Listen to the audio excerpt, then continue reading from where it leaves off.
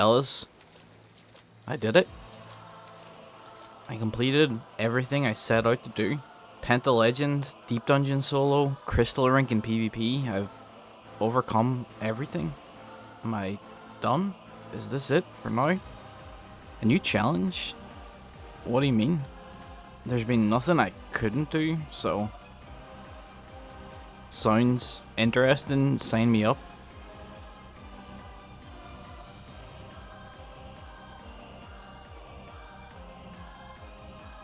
So today we're embarking on a new journey unlike any you've seen in Final Fantasy XIV. I'm calling it Soul Lock, and here's how it works. As you know, Final Fantasy has a limited amount of jobs you can play, and for any death on a job, I lose the ability to play the job forever. Just how far can I get with a limited number of lives, leaving my fate up to the whims of the random adventurers I run into along the way? Oh, and just to spice things up a wee bit more, I'm going in Iron Man mode, meaning I can't trade other players or buy anything from the market board. If I get something, I'll need to earn it myself. So join me and let's figure this all out together. Meet Victoria. She's gonna be our protagonist for this new one-of-a-kind adventure, and let me tell you, I am excited for this. It's been something I've been wanting to do forever, and now that we're rapidly approaching the Dawn Trail release, I figured this would be a good time to get the ball rolling. You heard it right, if I die on a job, Victoria loses the ability to play it forever. As time goes on, I'll establish further ground rules, but I'm not sitting here giving you a lecture on how everything works for the next 10 minutes, but for now, here's the base 2 rules that I'll be working with and my reasoning behind them.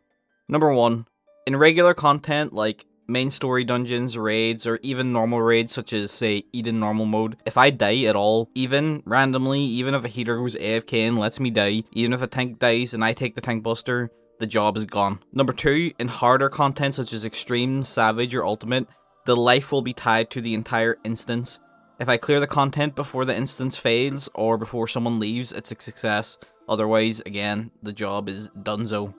Number 1 is pretty self-explanatory, but if you're unfamiliar with harder content in Final Fantasy XIV, it is almost guaranteed that 99% of the time, the group will end up wiping once or twice before clearing any content, and let's just say I think the series would be pretty short-lived otherwise, so... And finally, what's my goal for the series, you may be asking yourself? Well, Mama didn't raise no cowards, so I'm setting the stakes high.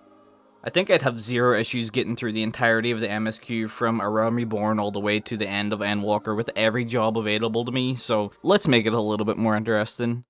Can I become the first legend to earn the achievement on a Soul Locked account? That's right, my first challenge will be to overcome Golden Muhammad and earn the legend title. And that's just stage 1 of our journey. And if I can make it past the first hurdle, oh, don't you worry. Things will only be ramping up from there. But first, we've got to start at square one, just like everyone else. A Realm Reborn. So, let's go.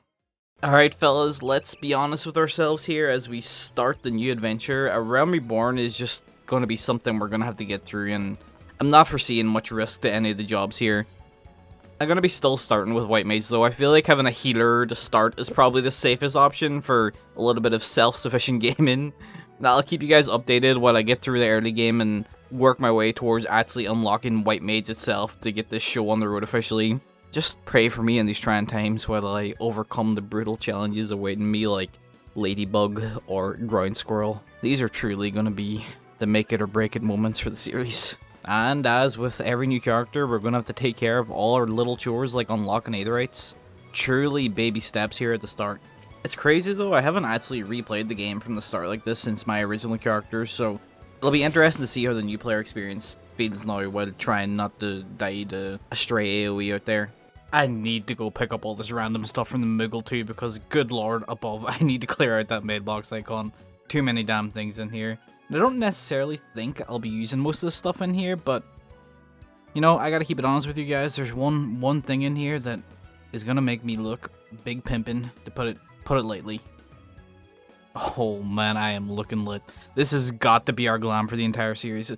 Can I get an amen? Can I get an amen? Alright, maybe not. Maybe not. Gotta get the ball rolling with job quests too. And I get some raisins. Oh man, truly a goated day. Alright, Electronic Sumiyan, what have you got for me? I need you guys to really believe in me here. It's time to take on my first nemesis, Ground Squirrel.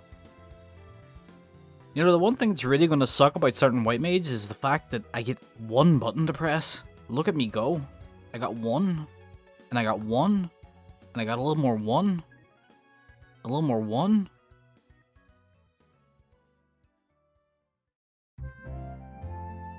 Now I'm here fighting my next arch nemesis, the punching mushrooms from Dark Souls 1.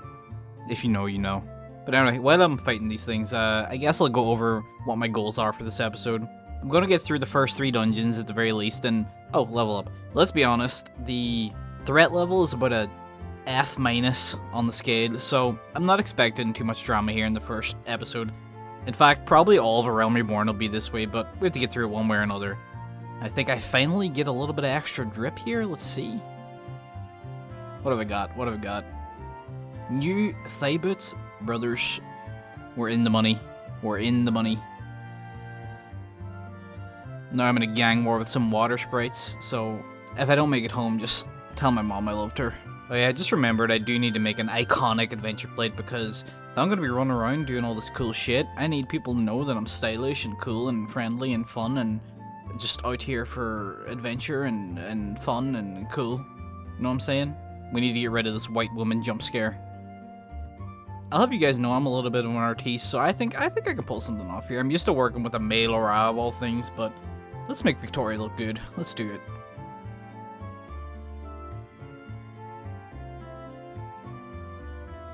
And with that, we've got the finishing touches. Beautiful. Oh yeah, kinda gotta change the plate too. Whoops, my bad. Yes, if you see me out there in the Great Wild World, don't be afraid to add me, by the way. We can be friends. Now I've got a first big boss fight. I'm fighting some trees. A little bit of gardening work on the side. Ida and Paplimo popping off as usual. You love to see it. These bulbs do be frenzied. They're whipping me. They're whipping me. Stop. It was easy, I'll be honest. It was pretty easy, fellas. It was easy. Look at my new drip. I'm looking good. Looking like I'm fresh out of a hot dog packet right now. Wiener dog. On to the next boss. Some rocks. Oh, this guy's got AoEs for me. Look at professional level gameplay. Penta-Legend level gameplay right there, ladies and gentlemen. Now I finally get to go visit the other cities and pick up some goodies. You know what I'm saying? You know what other cities mean? Other city mean new job. Ah, the lovely lemons. Smells like sweat. As you can see, I've decided to pick Rogue as my melee job because I do be popping off on the ninja every now and then. Just don't ask my static members about it. They will cry. We got it though, we got it. I'm going to be unlocking 1 job per city for now. I will probably figure out some rules about job unlocks later on, but here we go.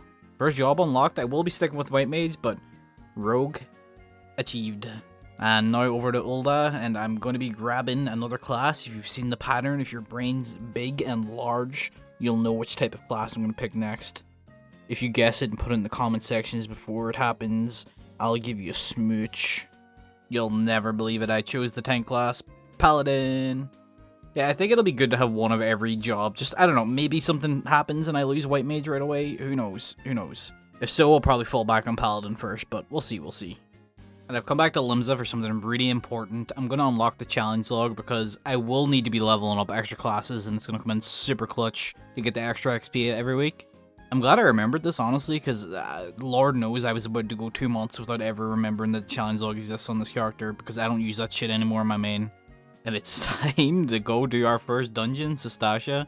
Now, let me tell you, I think it would actually be more of an achievement for me to die in here and lose a job than it is for me to complete this. Like astronomically, it's harder to die in here, but we'll see. Maybe things get a little shaky. No, they won't. I lied to you. I lied straight to your face. It's not gonna be hard. It just really isn't. I gotta be factual and truthful. We can't start the series off with me lying from the start. You know what I'm saying? And here we go. You think these guys know the pressure of the world is on their shoulders? That we must defeat the Sestasha together as battle brothers and sisters? Do they know that if I let them die, it could be the end of the series right here? Well, not really, but it may be.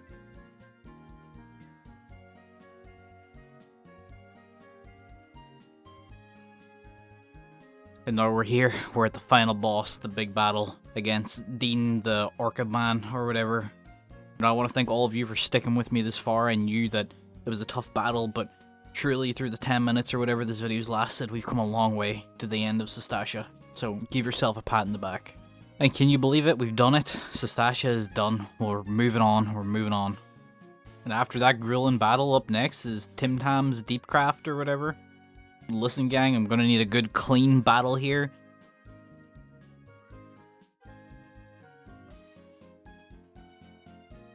Now we're taking off old Gareth the Dominatrix and his gang of dastardly devils.